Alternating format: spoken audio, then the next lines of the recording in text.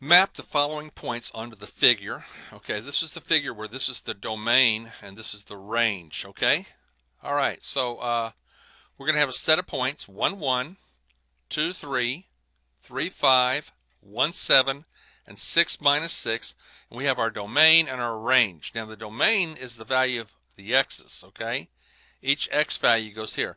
So the first x value is this 1, then the 2, then the 3, then the 1 is already there, okay? I don't have to write it again.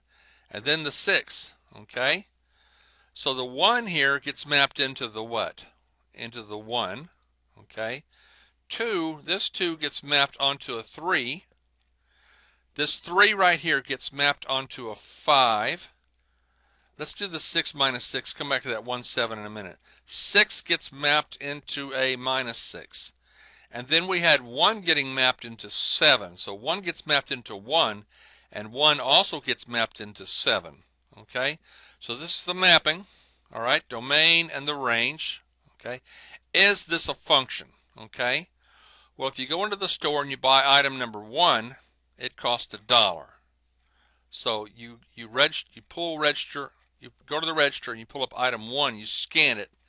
The register says $1. Okay? Then go to the same register and scan in the second item, okay, and you get it for $3, okay. Then scan in the third item for $5. Wait a minute, we scanned in the one for, is the one, if you come up and you put item 1 there, is it $1 or $7?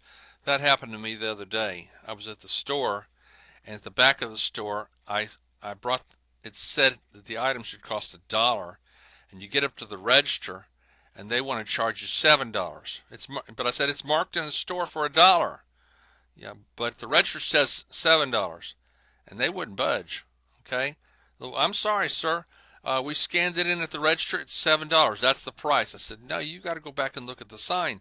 They went back and looked at the sign and says, oh, that's a mistake. We made a mistake here, didn't we? But they didn't give it to me for $1. They still charged me $7, so that made me really mad. Okay, so the problem with this function is it doesn't function well, does it? Okay, all right. Now I don't care if item 6 is a -6. That doesn't matter. The price is a -6. The price doesn't have to make sense, but just be consistent, people. Okay, is item 1, does it cost $1 or does it cost $7? Just tell me how much it is so I know how much I'm going to pay. Is this a function? No. Okay.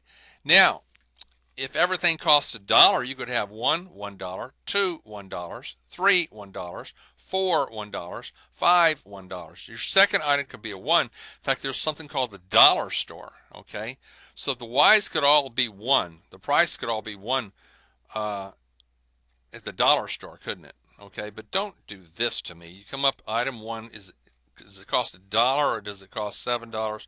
This is not a function.